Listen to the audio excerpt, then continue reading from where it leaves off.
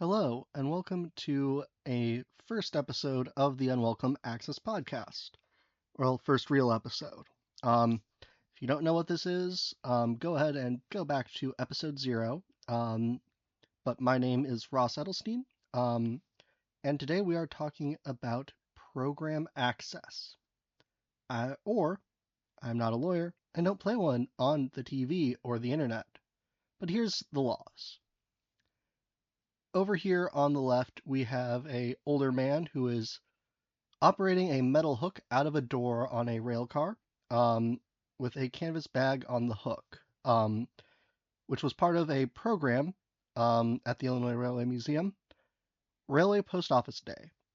Now, I share this just because it was a program from the more popular sense. However, we are talking about a little bit of a different way of thinking about programs. And this is also our law primer. So this is going to be a very sort of foundational episode with a lot that I'll be referring back to this with. But let's go ahead and get into it. And to start, it's story time with Ross. So over on the left, we have a photo of me having one of the best days of my life operating a diesel locomotive at a museum, Monticello Railway Museum. Now, this particular picture is going to be my story time picture going forward. Because usually, even though I was having a great time there, the stories aren't always great. And this is one of them. So, early on in my relationship with my fiance, who will come up a few times, I was going to the local art museum. Big sort of encyclopedic, has a little everything art museum in the area. I'm not going to name their names specifically, though. This is right after COVID and things started opening up. So the big thing with that is that it's also when people still thought that if you walked the correct direction, the airborne miasma virus wouldn't get you, and that would be a substitute for masks, which of course not the case. But museums also love to have everybody go in the same direction anyway and control your experience, and they had a temporary exhibit that did that. Now, I'd been there a couple weeks earlier for a class in my master's and had my backpack with me then. It was a big old chunky laptop bag. In this case, I had a bag with me too. It was a little drawstring backpack, and in particular one that had noise canceling headphones, disability supports for me, but also had water, sunscreen, things like that. Little drawstring backpack. I knew for a fact the big bag had to go on my front from the time I was at the museum, but from speaking with folks at that visit, the drawstring bag should have been okay. Well, as we go in, we accidentally go in the wrong direction of this temporary exhibit. And down upon my fiance and I, like a hawk, swoops a security guard, who proceeds to lay into us about everything we're doing wrong, could be doing wrong in a next life, and could have done wrong in our past lives. It was aggressive for no real discernible reason. And eventually, I just kind of am trying to get out of there, and the guard says, "Oh, you can't have your bag in there." Which I'm looking at him incredulously, and clearly he wasn't expecting any sort of pushback, even stunned silence. And eventually he says, "Oh, well, you can just put it on your front." Now, today I would have pushed back on that more. But this was 2020, and I wasn't exactly the most assertive then. And still am not the most assertive person overall. But I've kept this in my head for a long time. And a little bit later, started my doctorate, I ended up um, going to their website, and their accessibility page is not one of the better ones. Accessibility web pages, story for another time. But their accessibility page finally had a contact, and I reached out to it and was put in contact with somebody because I didn't want this to happen to anyone else. Because asking someone to not have their bag that has disability stuff in there, especially when it's a small drawstring bag, and going immediately to remove your stuff, that's a major access issue. I didn't want that to happen to somebody, especially if it was something like an EpiPen or insulin or somebody who had higher support needs than me and really needed those headphones.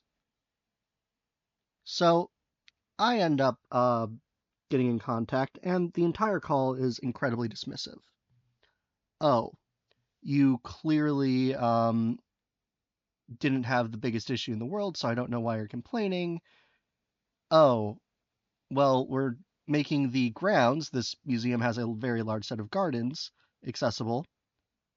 Aren't you happy?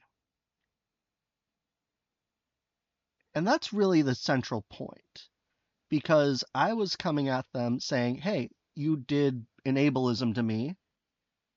This was, whether it was intended or not, discriminatory in disability, and I'm an expert in disability telling you this, and I want to work with you to make this not happen again. And I was told, well, we only have to do minimum compliance. And at the end of the day, that is unfortunately what a lot of people run into.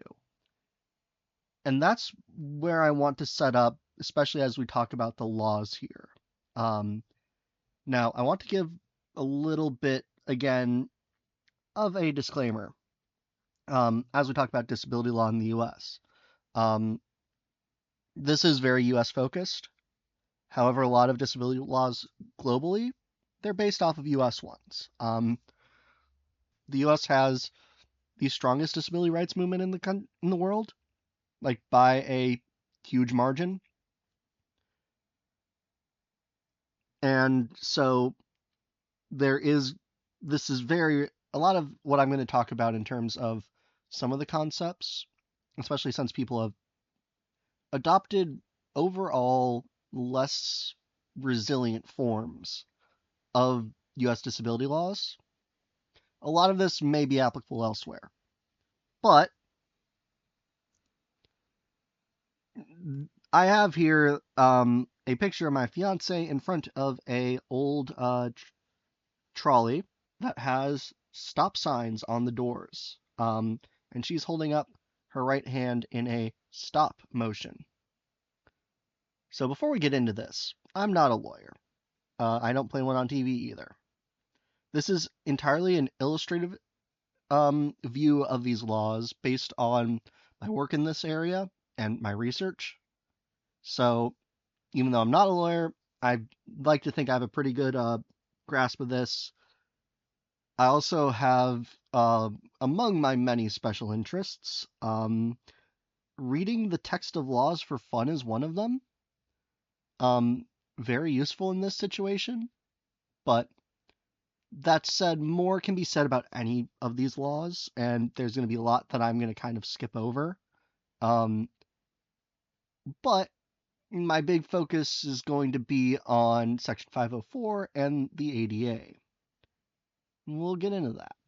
But let's start with a brief timeline. I'm not going to get too much into the specifics here because we have sections for the major laws.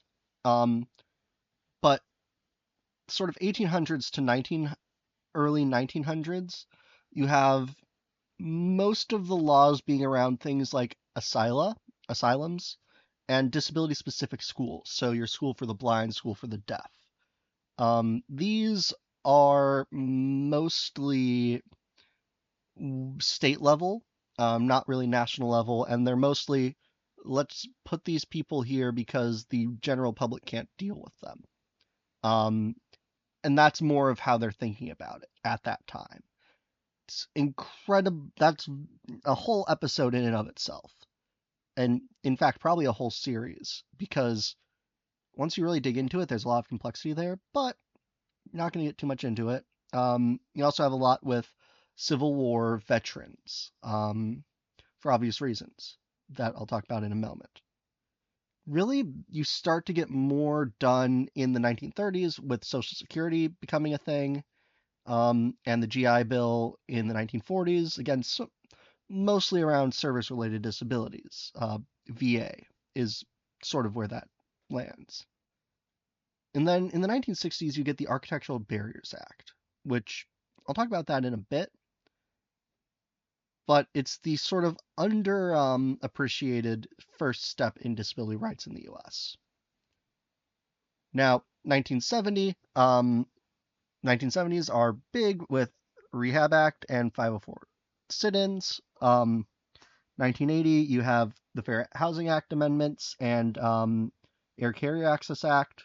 1990s, you have the ADA, Telecommunications Act, and others. 2000, you have amendments to the ADA. 2010s, Architectural Barriers Act updates, and then we're here. And yes, I went through that very quickly, but when you think about it, a lot of disability rights related stuff is done very quickly. Now, I also am going to have all of this, a version of this that has a little bit easier to read font uploaded to Patreon for free. It's just an easier place to store all of this and distribute it. But that said, this is sort of the big picture outline of it. But let's get into a little more detail. So the photo I have here is of a wheelchair. This is at Maggie Walker National Historic Site in Richmond, Virginia. Took this while I was doing an assessment with the National Park Service while I was at the Epley Center. And essentially, this chair, Maggie Walker was the first Black woman bank president, and later in her life, she gained a mobility disability. There are theories that it is due to diabetes, but we really can't say for certain. And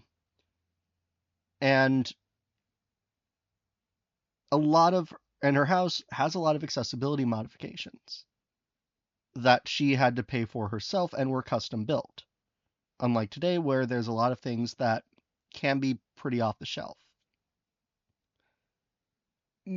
During the same time she was alive, most of what was done were these state-level schools. So your school for the blind, school for the deaf, things basically we can't deal, and asyla. Places to basically shove folks with various disabilities off to the side.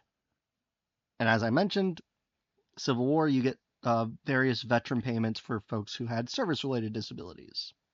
Mostly, I lost my leg in the war. And even then, that wasn't... You don't really get too much comprehensive stuff until the 1930s. Great Depression, you get Social Security, and that includes Social Security Disability Insurance, SSDI. Social Security is going to be probably its own episode, or episodes, more likely. But it becomes sort of this... For a long time, you have a lot of focus on, are people able to work? And you see that as well with the GI Bill and the development of the Veterans Administration, VA. And that really is... The focus is not, can people exist in the world? It's, are they useful? This is also the point where we get JFK's Wild Ride trademark. It's a little tongue-in-cheek, but the Kennedy family, Joe Kennedy, was kind of a piece of shit, to put it lightly. And the most obvious example is his daughter, Rosemary, who likely had some sort of disability, but not going to say certain anyway, because historic diagnosis is a whole other topic for another day, and a big one, and you can't really do it all that well. But because she was different, she got lobotomized, and that became a lot of family guilt. A lot of accessibility regulations and laws are Kennedy sponsored, and the Kennedy Center's Office of VSA and Accessibility exists because of the Kennedy sort of desire to try to make up for what was done to Rosemary. And JFK was no exception. He started a lot of the early research into it at the sort of presidential policy level, and the last couple of bills were essentially laws to start looking at intellectual and developmental disabilities and providing research on them. In fact, the last two he signed before literally getting on a plane and going to Dallas and getting shot in the head. It's kind of not good for living. Last two bills he signed were on intellectual and developmental disabilities and providing support for that group in the form of the University Centers for Excellence on Developmental Disabilities and other funding for actual supports. And then in the end of 1960s, you get the Architectural Barriers Act, which will be its own episode, probably. But the short version is, it was the first law in the world to establish standards for people to be able to go into the built environment and say, we are removing barriers in the environment so that disabled people can be here. This is also concurrent with ugly laws still being very much a thing. Ugly laws are essentially laws that say, if you're disabled, you can't go outside because you will bring down house prices. It was bad. And the ABA is kind of doing the exact opposite at the same time. It's also the federal government regulating itself. And one thing that has been very consistent, it's a lot easier for the federal government to do that. And as it turns out, that's also where our next player will come in. But I have a picture of the Department of Labor here because the Rehabilitation Act of 1973, not the first Rehabilitation Act, by the way, but it was mostly about funding various federal rehabilitation programs. And rehabilitation here is focusing on employment. So the Rehabilitation Acts are also where we get sub-minimum wages. Another episode for sure. And the point of that was to make it so that disabled people get hired. Because if you can pay them less, surely employers will do that. And that will give people work experience so they can actually be paid right. That doesn't work, but again, in the 1970s, that was the idea. And before. However, 1973's Rehab Act kind of had a clause added at the end. And that clause, we know that one very well. Section 504 of the Rehabilitation Act of 1973, also known as just 504. The sit-ins and the story behind 504 and the disability rights movement will be their own episode. However, just go watch Crip Camp, and you'll get it better than I could ever tell you. Now that you've watched Crip Camp, I'm going to go through this pretty quickly, but the non-discrimination language there is based off the Civil Rights Act, and intersectionality is a huge part of a lot of big disability wins. In fact, one of the big things that I cannot stress enough is that anytime you see people trying to divide folks based on characteristics away from disabled people, so for example, trying to pull apart race and disability and the compounding factors there, and class and disability, and so on and so forth. that's one of the big ways to basically remove the intersectionality, because disabled people are 25% of the population. If you can keep that 25%, which touches everybody, from engaging with the other 75% effectively, lo and behold, a lot easier to divide people. But 504's sort of central point: no otherwise qualified individual with a disability in the United States, as defined in Section 705(20) of this title, shall, solely by reason of his or her disability, be excluded from participation in, be denied the benefits of, or be subject to discrimination under any program or activity receiving federal financial assistance, or under any program or activity conducted by any executive agency or by the United States Postal Service. There's more that goes into this, and I'll be reading more from this later, but this is really the first time that societal participation is a core part of access law, and really creates access law. And really, up until this point, most of what was done for disabled people was, here's money, here's programs, here's a place to shove your disabled kids. This is saying you must be able to participate in society. And this affects a lot. Before we get special education, which will be in, I believe, it is its own slide, but this was the way that you got schools to be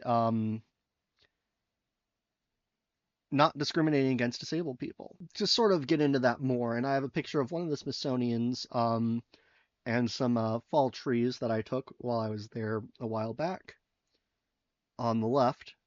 And again, it's half green, half sort of orange yellow trees with the building on the left in the foreground. But this covers all federal and federally funded or owned services.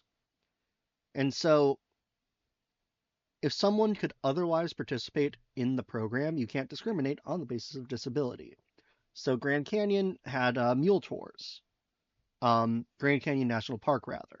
And this is a good example of that in effect. There was somebody who I believe was a chair user who wanted to do the tour, and they were told, no, because it would be unsafe for you as a chair user. Yeah, this person was I believe, riding instructor for horses. So not exactly somebody who had difficulty riding.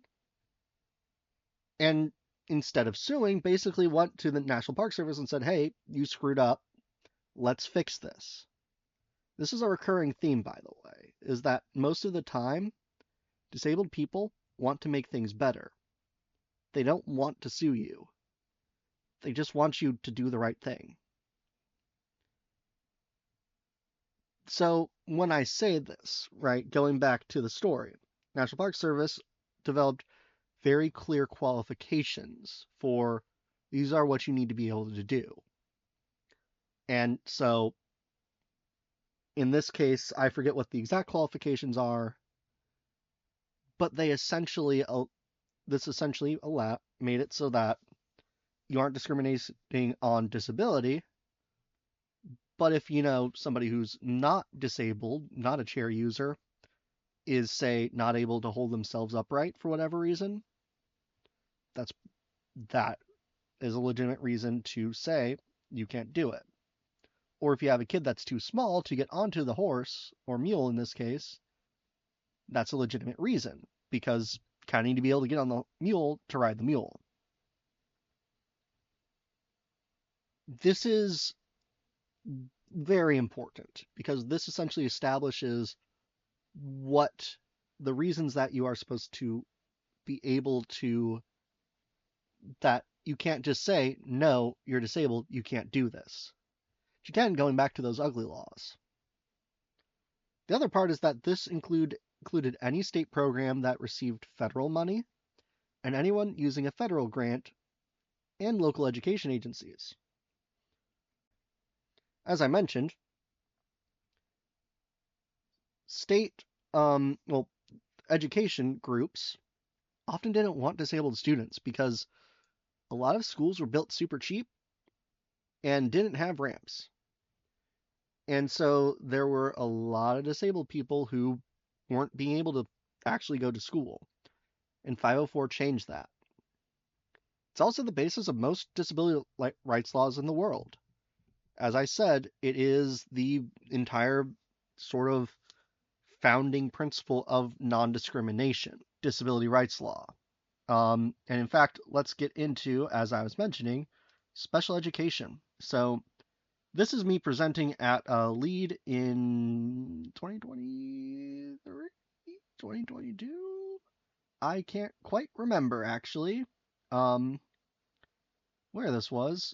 But this was but I do this because I'm getting a special education degree.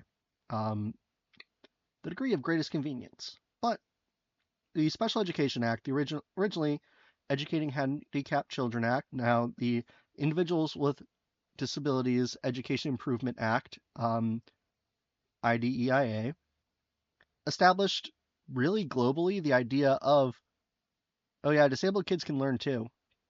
And it extends greater coverage than given by Section 504. You can't discriminate under 504. IEP is there are specific things you have to do to support disabled kids. It's the basis of most special education law worldwide, actually provides funding, not enough, for the services, and it's going to be its own series.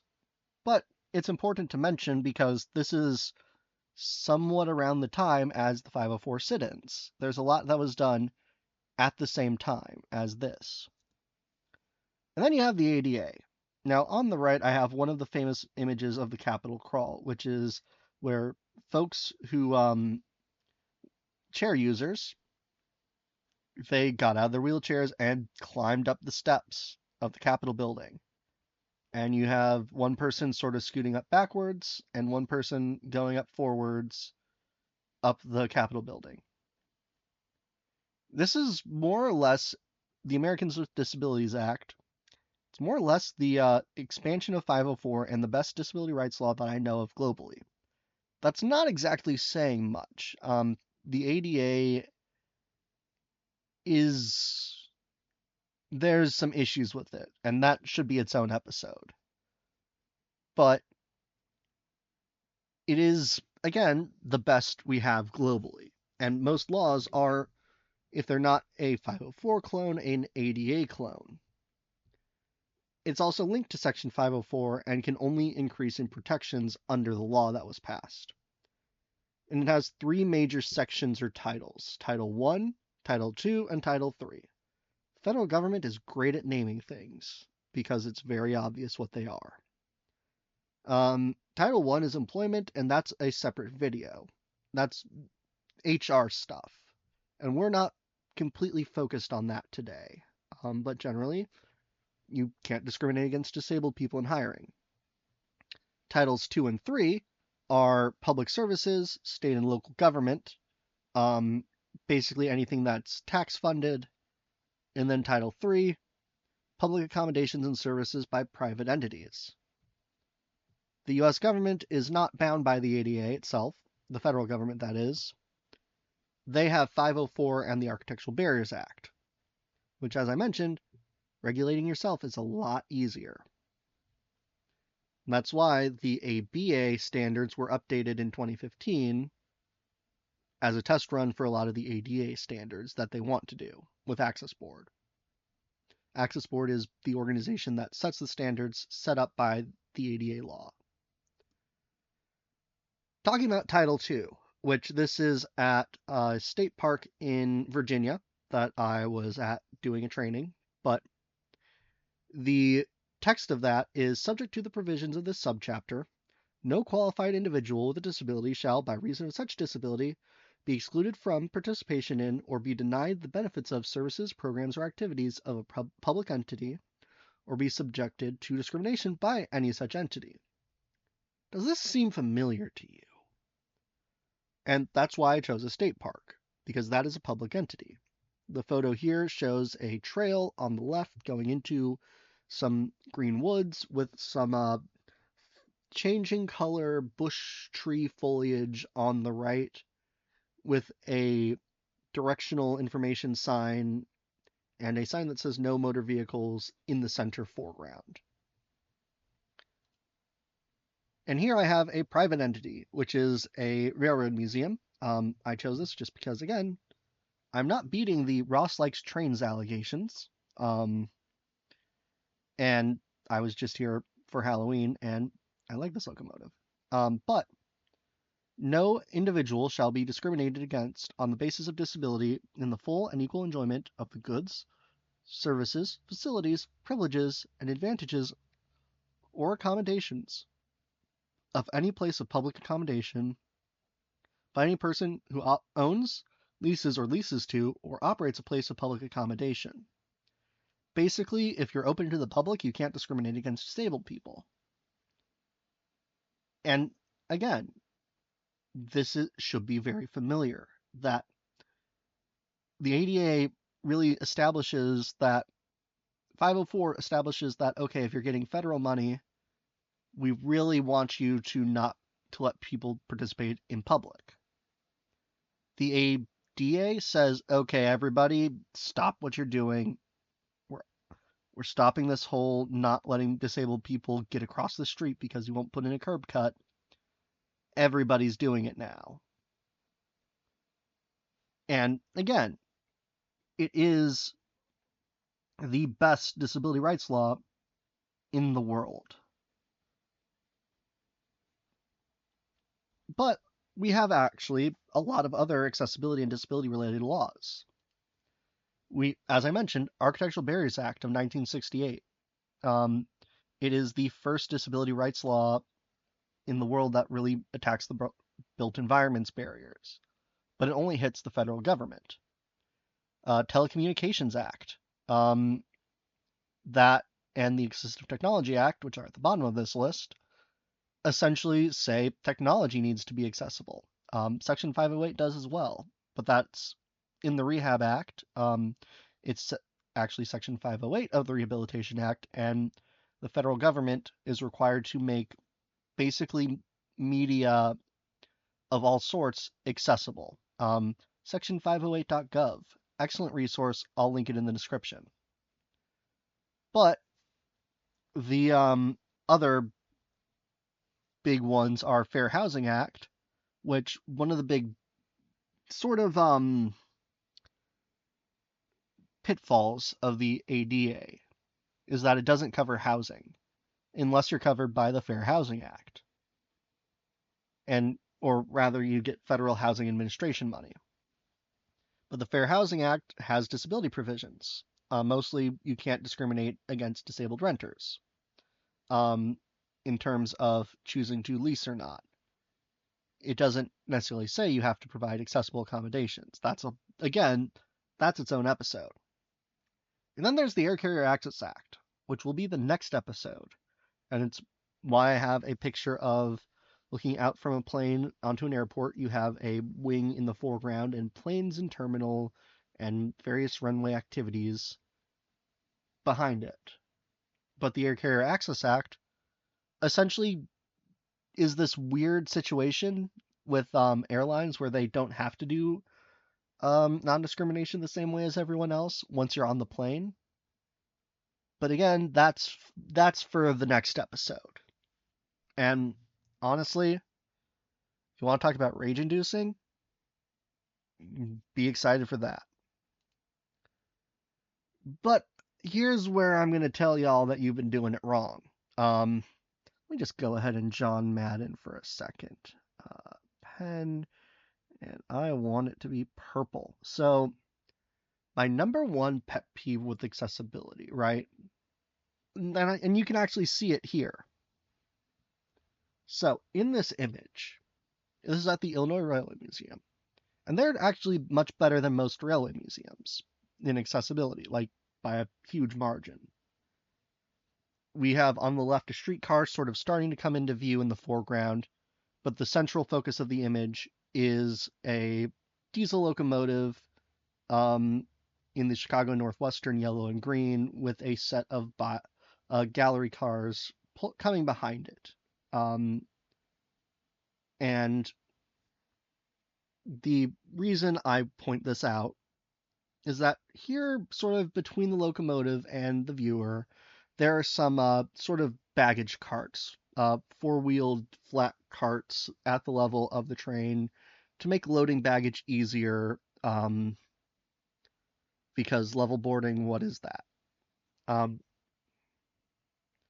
but between that and the train is a silver object. Why is it doing this? Hold on.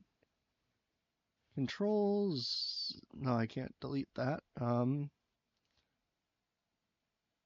Erase all inked. There we go. The purple circle is now around that silvery contraption, which is a wheelchair lift. And I will give them credit because they implemented a quieter car on their sort of Christmas runs. All railroad museums are a whole other topic for another day. But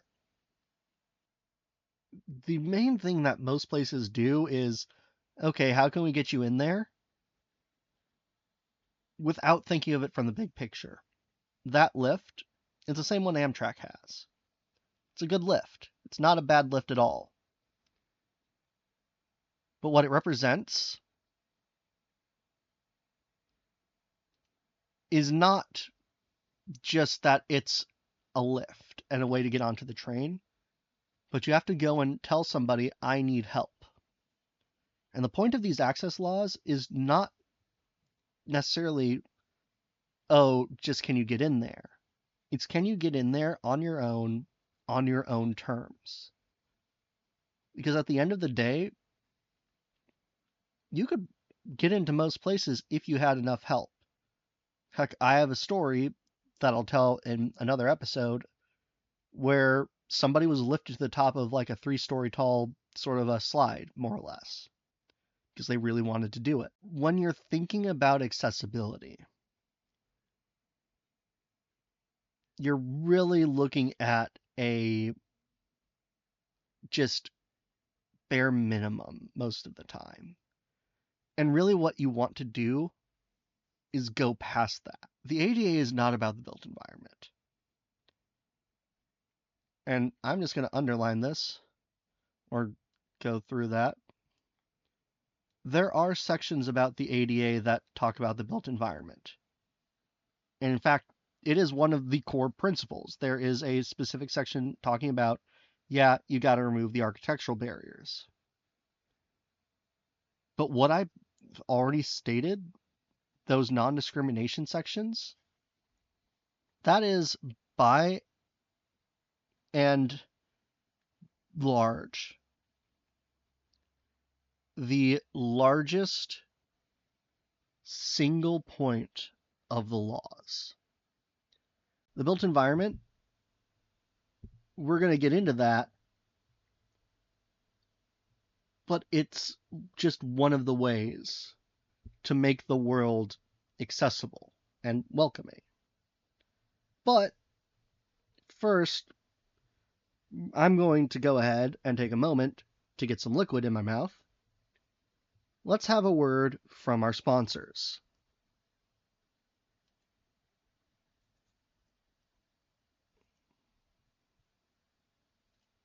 Wow, Future Ross, what a great ad. Or maybe there isn't one. As always, our primary sponsor is you, the viewer, over on patreon.com/unwelcomeaccess.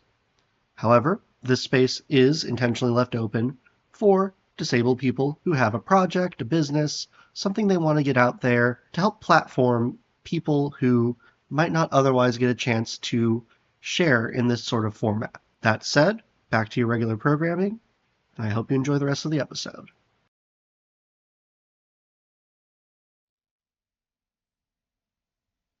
All right. Thank you for sitting through that, folks. I'm going to be honest, I really needed that because this is my second time attempting to record this episode. The first time my microphone was not on, and I was about half an hour in. Um, let's talk about ADA realities, though. Over here on the right, we have a photo of the Illini or Saluki, I forget which one it is, at Champaign, Illinois, and we have a ramp going up to the station. Um, this wasn't intended to be an accessibility ramp. It's an old ramp from before the ADA. But again, turns out a lot of these things are very good for everyone. But this is just a general good photo that I liked. It's at sunset. You've got some nice grime on that train. If you look there, train people, you're going to love this one. But programmatic access is that spirit of the law. It is the first point of those laws. At the end of the day, the protections provided by the laws are about that non-discrimination. The ADA standards, the things that tell you how rampy the ramp can be, and what various stamp jockeys, or what I like to call, or you like to call engineers, and and also architects, those are the minimum way to support someone in removing barriers in the built environment. That is the bare minimum. And here's the myth of ADA compliance, right? Congratulations, you've met the standards. You barely are getting a D. You're getting a D minus. You're getting 60.01%. You're passing at the barest minimum. You overachiever, you. Here's a cookie. Now imagine that with a math test or an English paper or whatever.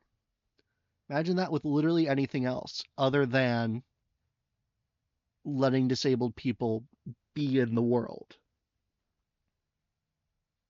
Yeah, a barely compliant experience at the end of the day is just passing. And there are still so many things that are being missed in that barely compliant thing. And there's a lot of reasons why people do minimum compliance. Over on the right, I wish I had a better picture of it, but this is at the um this is at the Fox River Trolley Museum in Elgin, Illinois. And they have a ramp. And it's just a basic wooden ramp.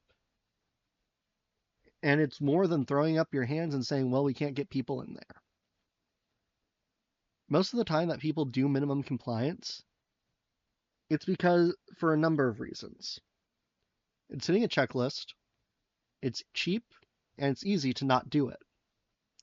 And especially if you can say, well, it's historic. In this case, they did not do that and said, wow, we're going to do this the right way. It also doesn't involve addressing systemic ableism. Things like, well, disabled people don't do this, so we don't have to do anything for them. Or, well, it's a lot of extra effort for not a lot of people, so why should we do this? And a lot of that comes into disability models. When I say models, I talk about this in a theory sense. Congratulations, y'all are about to learn some theory. So the medical model of disability. Disability is stored in the balls, as everyone knows. It is not, unlike P, but the whole idea is that it's a product of one's body or mind, that it is something that must, can, and always be fixed, and it is responsibility of the individual to fix it, and that you can always overcome your disability. So in this case, I'll have an example in a moment, but it's very much the doctors say you can, find a cure for autism, which you can't. That's another episode. And really, this is, in a lot of ways, the prevailing model. And when you see somebody saying, oh, well, we don't feel like we have to do that, and they should just figure out how to do it, especially when we're talking about economic barriers to disabled people. And we're talking medical model. And it also is a model that focuses on gatekeeping. Disabled people can be diagnosed because you can diagnose somebody, you can fix them. The social model of disability, this is really where, and you can see this in the non-discrimination sections. And it's one of the reasons why disability is so damn prevalent in the sense of so many people are affected by it. It's a product of society. Bottom text. Jokes aside, it is very much a disability is disabling, right? It is so often something that can cause you barriers. But the vast majority of those barriers that you face are not because of the disability itself, but because of societal pressures and the choices of others. We're going to get into an example in a moment, but I want to add here that a lot of things are somewhat in the middle. Models like these are very good for sort of high level thinking, but reality is much more mushy. So here, but I have a very good example here. So we have on the left Boston Public Library, and it has a nice, very steppy entrance. Now, they have a non-step entrance, I know for a fact because I'm the one who took this picture, but this was the only very steppy building I could find with a quick search of my photos for this. Let's pretend that it is a building with only steps, and that it's not a old, ye old building from one of the oldest cities in the country, but rather that it's a slightly newer, more just any old building that happens to have a lot of steps, and only steps. Medical model interpretation of why somebody who can't do stairs can't get in is, well, it's their disability's fault, and therefore their fault. The solution is go somewhere else. Ask somebody to bring out a portable ramp, aka ask somebody to quote unquote cure you of the barrier, and again, out yourself and say, I am a poor disabled person asking for help, or get one of those fancy step climbing wheelchairs that are very expensive. Again, it puts the onus of fixing the problem solely on the person who is having that issue. The social model, well, that building, again, it's not actually the one in that picture, but it was built in 1996 after the ADA built environment standards came into effect, and was remodeled in 2018, which is after the updated ADA standards came into effect. The building owners are the party who is responsible for making their building accessible. The onus was on the choice of somebody else to be cheap and not put in a ramp. And the other part is that the person can't necessarily choose to go somewhere else. I'm all for voting with your wallet, but at the end of the day, sometimes you need to access a specific good or service in the building, which is being denied that good or service due to the disability. Or, in the case of a lot of what I do with museums, that museum is the only museum that has a specific thing that you're looking to get access to or learn about. Or it's the only museum that you can reasonably get to. Because disability travels, again, next episode. And it's difficult to travel with a disability. Again, the reality is very much, in most cases, it's not that cut and dry. That, well, the choices that were made are what are keeping people out. One barrier that I face a lot is sound, and I can get overstimulated and overwhelmed by sounds. I've made my room the most sensory-friendly space I possibly can. Full control of lighting, weighted blanket that I can wrap myself in. No noises that are not put in here by me. Bird lands on my air conditioner and starts chirping, and I'm in a space where I'm more sensitive, I'm still going to get overstimulated. That's somewhere in the middle, and even under the social model, recognizing that not everything is completely everyone else's choice is a huge part of it. It's not to say that the majority of things aren't, but it's not the, but again, recognizing that disability is complex and it's different for everyone. You've met one disabled person, you've met one disabled person.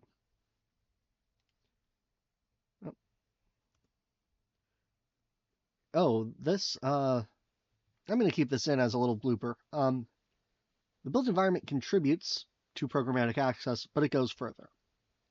Here's a good example. So on the left is the Stanley Schoolhouse at Chino Lakes State Park in Indiana.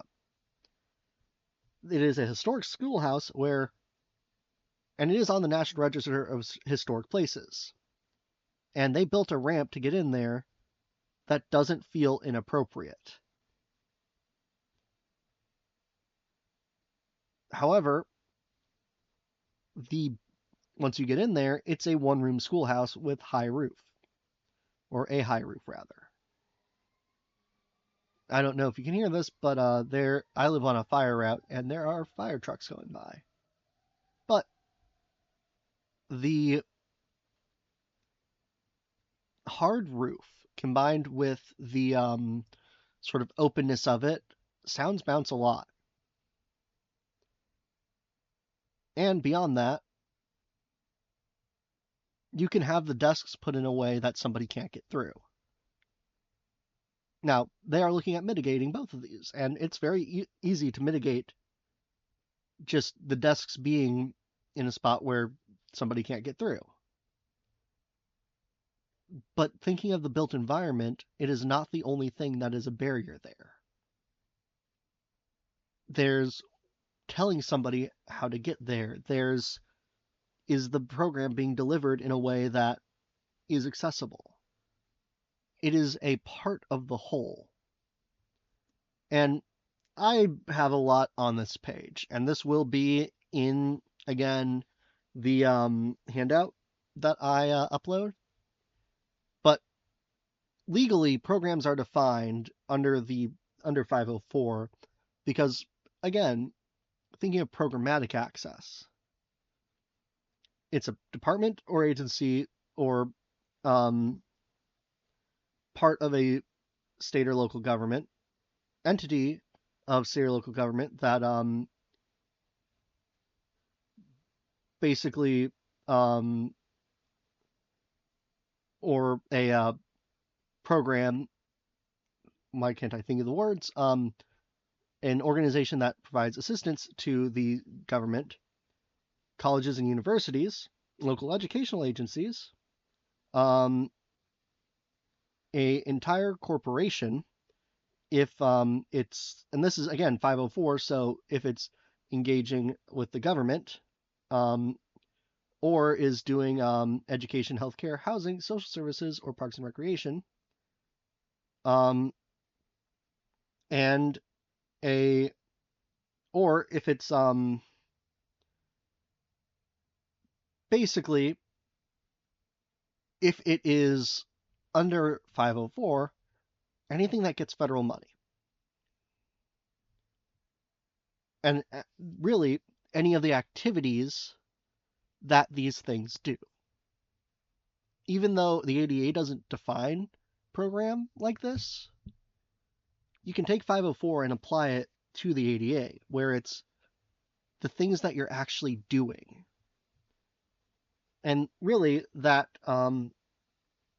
the entire corporation bit, it's everything you're doing. It's not just your, parts that face the public or parts that are the key. but it's the whole shebang. It's also any of those activities that make it up. So an individual program could be that Railway Post Office Day from the first slide. That's a single program, but it's not the only program.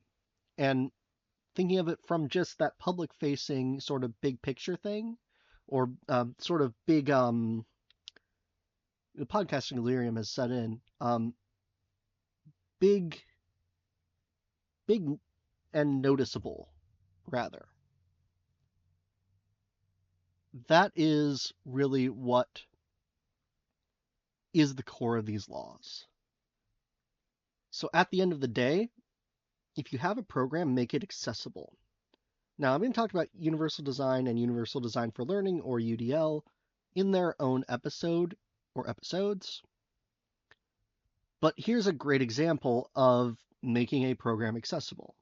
This is at Mississinawa Lake in Indiana. They put in these brand new fishing piers. Not really piers, but like bank fishing locations. All of them have this crushed up asphalt with concrete pads, and the concrete pads they just had lying around. And the crushed up asphalt is reused from roads. But they're meant to be accessible, and that actually is an accessible picnic table there. The goal was to make it so that literally anybody could come up to this and have the accessible option. And that at all the spots, not just, one or two of them, to say, look, we're doing this so that disabled people can do it, but so that anybody who comes to this fishing area can do it. Now, you can be very, very creative in how you do this and how you make something accessible. But at the end of the day, your programs, your things that you do, make those accessible. That is the core of the non-discrimination. And let's talk about some specific examples. So up here is the National New York Central exhibit, one of the remaining Hudsons that the New York Central had. There's two of them, and one of them is there, 3001. And so it's another sort of evening picture with the large steam locomotive in the sort of foreground and a depot type building on the right with train tracks to the left with some benches. I believe those are actually Amtrak tracks or Amtrak platform, but I'm not 100% sure on that. But that's not where this failure, programmatic access failure, happened. It was a major museum in the US, and they were holding a sensory-friendly event. Now, sensory-friendly event is a specific time usually offered by a museum or other cultural institution that is intended to allow neurodivergent people, usually children, and that's a whole other episode for another day, because I've done the research on that and I'm doing my dissertation on that. But it's to give people that relaxed environment. But this major museum system has an advisory group, and they invited them, somebody from the advisory group, and an accessibility person from the museum, like a staff member, to come and see what they were doing for this new exhibit for a sensory-friendly event that they had. Now, this is a photo I don't get to post often. It's from Air and Space Annex over by Dulles International Airport in DC. The rear of the SR-71 Blackbird. I just think it's a cool photo. Now, they brought in this staff member to show this plan, and they were excited about it. They're talking about all the ways they could take away the sound, the light, the video in this new exhibit. All these things in the exhibit that, at the end of the day, are also why people come there. They come to get the information, and in a lot of ways, we communicate with sound, light, and especially video. And so the person from the advisory group, an autistic person, listens and at the end of this responds, "So what the hell am I supposed to do?" And that's true. At the end of the day, It was saying, okay, you're autistic, congratulations. You come during the special autistic time, and during the special autistic time, you get to experience less. But it's okay because this is how we make it accessible for you. A lot of programmatic access and thinking about the programs people offer are assuming that disabled people can't do something. That's where a lot of the discrimination happens. At the end of the day, people know their limits very well, and you just gotta trust that people are going to not try to do something they can't, especially if they're a disabled person. But let's talk about some successes. Here we have some folks taking pictures of nickel plate 765. It's a large steam locomotive that does excursion trips. And actually, this is the exact one that is relevant because the Fort Wayne Railroad Historical Society is the group that runs nickel plate 765.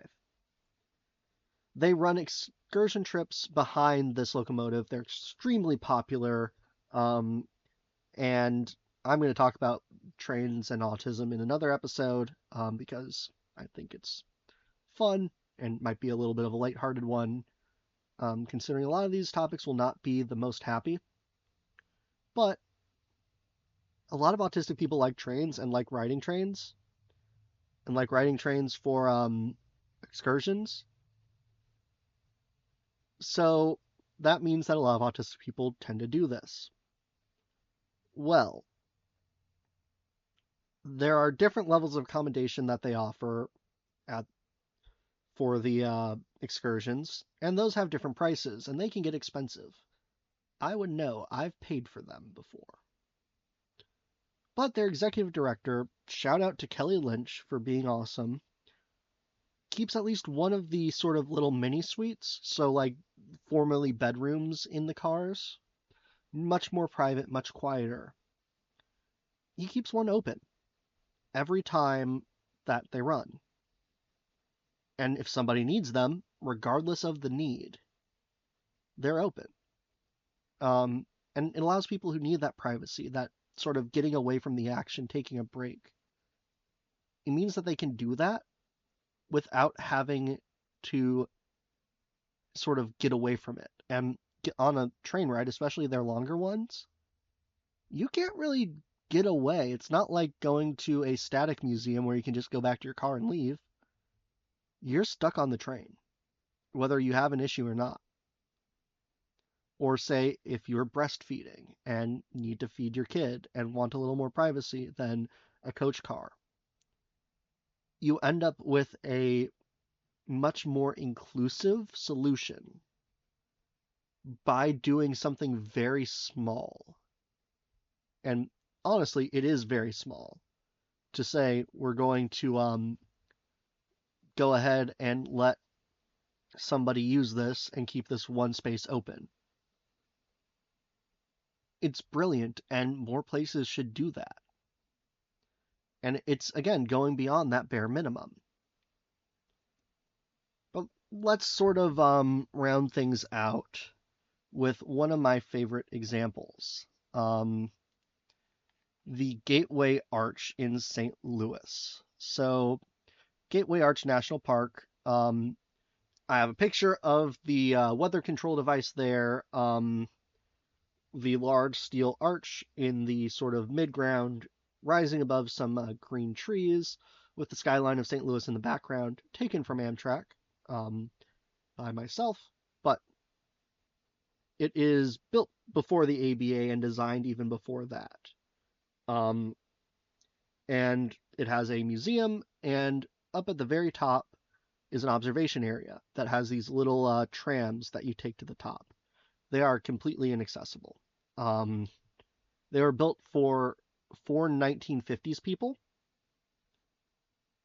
and it's 2025, and people are much larger now, just in general, in all dimensions. So that ride to the top, you can't really make that accessible without completely tearing down the weather control device and rebuilding it. They were barely able to get the trams in there and it was only due to changes in metallurgy between the design, which I think was in the 30s originally, and when they actually built it in the late 50s, early 60s. But they did a lot of updates to the arch. And those updates included not fixing that issue, because there's also concrete steps involved, but bringing the what's it called? Experience to the people. So on the right, we have those concrete steps. Because of the way that the arch is shaped, you kind of need to have, in this case, the trams coming up at angles. And again, you can't fix that without completely tearing out the system and rebuilding it. It's a one-shot deal, and maintaining it's already a pain in the butt. But what you can do is, and on the lower section, you can see those doors with the steps and the crowd waiting for them. But on the top picture, you can see that you have a sort of trapezoid-shaped thing. And that's a recreation of the view from the top. It has cameras that are live and linked to cameras on the top. Or rather, those are video screens that are showing that view from the top. It is completely accessible. You can just roll on in. There are steps if you're shorter and can't get there, but it is at proper heights anyway, so that you could see it from a chair. And it's there in the lobby. You don't have to go all the way to the top to get that view. It also is touchable from all sides so that you can get an experience of what it would be like to be up there. Sure, you might not get the view from the top, but you can get as close to it as possible. But this removes a lot of barriers, right? Sure, there's the physical ones, but also mental ones. What if you have claustrophobia and this little 4-foot wide pod that you're in and riding to the top? You might not be able to do that. You might also have a fear of heights, and being at the top might not be fun, something you can do. But you can still, get at least some of that experience, especially if you don't have any issues with video of high spaces. And it removes the financial barrier. You have to pay to get to the top. I highly recommend doing it, mind you, and I highly recommend giving the National Park Service your money, because they are good people and need it, especially now. But that ride to the top, it costs money, and not everybody has the money to do that. But the National Park Service Museum, that's free. So by doing this, they removed most of the barriers to the arch in maybe not the most perfect way, because nothing will ever perfectly recreate that experience. But it's as close to it as you can possibly get when you can't bring somebody into the space. At the end of the day, that is what programmatic access is all about. It's about making the thing that people come to do accessible. And for the arch, it's going up to the top of the arch. This more than solves that. But to wrap things up, disability law and most of what disability rights are about, it's about making the core reason someone comes to do the thing accessible. It's about making and that doesn't matter if it's the built environment or something less physical. You can still have the rampiest ramp, but you still have to have an accessible program too, because a lot of barriers are socially constructed. Whether it's the security guard from my story, or the price at the arch, or price on the train. But the last one I want to hit on, this will also be a larger episode. don't be afraid to talk to folks in the community or get their feedback. Or if somebody reaches out with feedback, don't be afraid to take it. Most of us want to help you. We want to have as close to the same experiences as everyone else. We want to be a part of our communities. We aren't looking to, throw a lawsuit at you if you are operating some sort of program. We just want to be able to do it like everyone else. At the end of the day, we want a community that values us and keeps us involved and makes us feel welcome. So take the feedback and recognize that, hey, just because you've done the bare minimum, or even you've done beyond the bare minimum, doesn't mean you can't still get better. Thanks for listening. I will see you in the next one, and I hope you all have a great rest of your day. A huge shout out to the wonderful people over on Patreon who are helping to make this project happen. As always, we aren't getting any ad revenue from YouTube, and we also aren't accepting sponsorships from most big corporations and sponsors. However, there will always be space for ad reads for disabled people and their projects. That said, the funding is primarily from viewers like you. So if you'd like to help influence the content that we make, head on over to patreon.com/unwelcomeaccess.